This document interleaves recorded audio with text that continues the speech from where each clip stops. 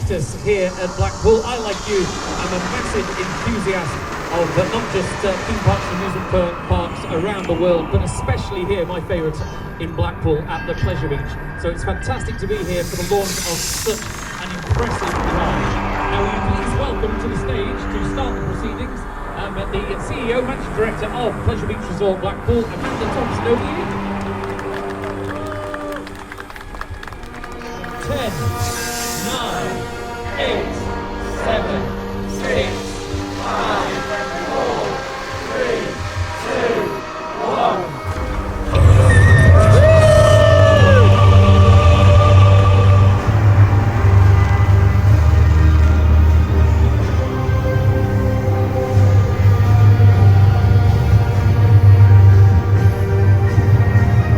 Once again, ladies and gentlemen, please, VIPs and black lanyards through first for the first ride on the mighty Aviktas here at Pleasure Beach Resort in Blackpool.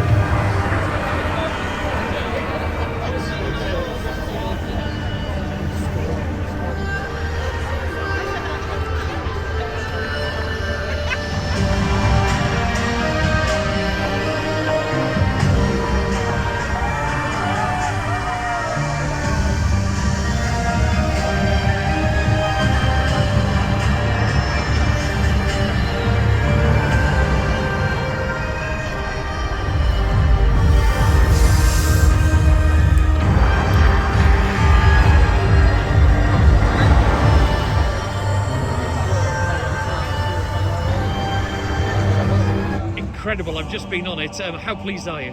I am thrilled. Alex, thank you for being here, all the way from the Isle of Man, and you're here in Blackpool, enjoying this fantastic new ride of Aviktas. It is incredible, the weightlessness, the feel of it, the scale of it is really quite incredible. What sort of investment is this for the Thompson family? Well, it's 9 million, it's huge. It's a massive investment for a family business, but especially when things have been so difficult after COVID, and it's really tough out there at the moment. But you know what? We have to keep making changes. Our industry and our park is all about bringing things out that are new and having bigger, better, bolder, brighter. Whatever we do here at Pleasure Beach, we do it for all our guests. So hopefully we've injected a bit more adrenaline for everyone to have fun here. And not only that, as you're approaching the ride and the story behind it, the stylistic touches, which I know I can see your hand has been on the styling of this ride. It's got a distinct look, hasn't it? Well, I think it's got a very distinct look, and I think I've driven everyone mad whilst I've been designing and working on this ride. But I worked with Adam Slevin, and we worked together to create this amazing story. Well, I created the story, and together we created a ride.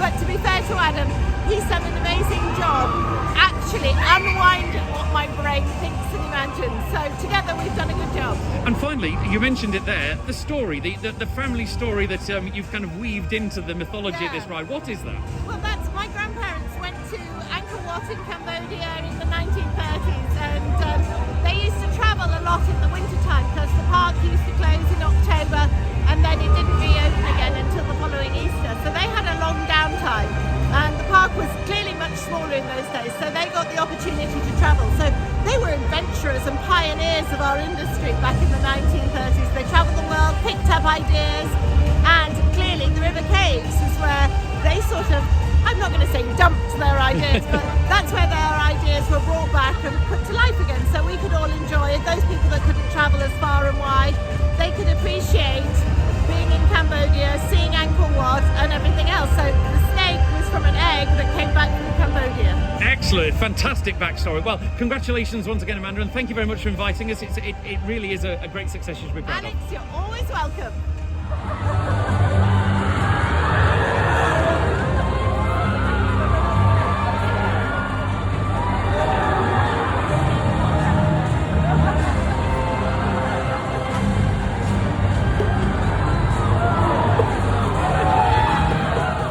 So, Andy, Aviktas launch day. Yeah. How much work's gone into this?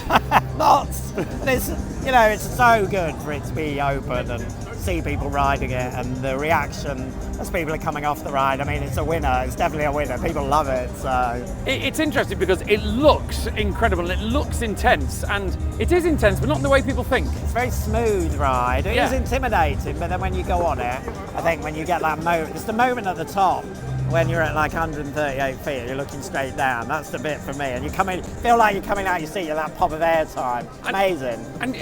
You feel like, do you go upside down? I can't work. Kind of feel, well, it depends. If your legs are above your head, which on some points on it, then I would argue that you do. But I mean, it doesn't go right over, but it certainly goes very, very high.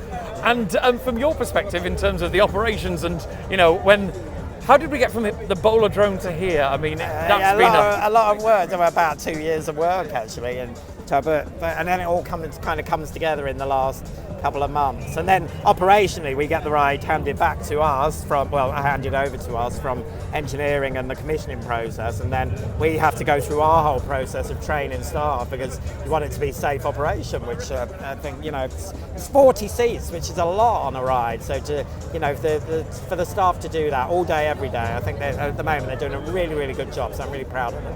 There is quite a process, isn't there? It's not just a case of once the manufacturers put it in, it's ready to go and you press a button, is it? It's not. I wish it was that simple, but it isn't. But there's a lot of work to get it to this point today. The guys on the ride have been working on the ride for over 50 hours each before we end up putting any of our guests on, and that's to make sure that we got safe operation, and I think it pays off. Now, in terms of a bit of the technical side, the Pleasure Beach is effectively built on a beach. We know that. Underneath this floor is not rock.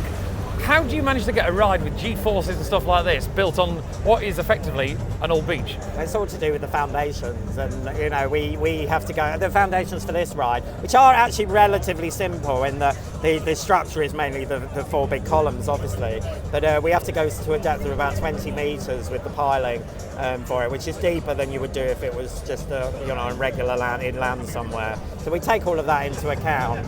And finally, because I'm about to go and interview Glenn in a moment, what do you think of the musical soundtrack? Don't tell Glenn. I think it's very good. Do you know, it's actually very stirring, and I like the sort of dancey bit at the end when it parks up as well. But don't tell him I said that. No, we won't tell him. We'll cut that bit out, especially. Okay. Thanks, Andy. Don't worry.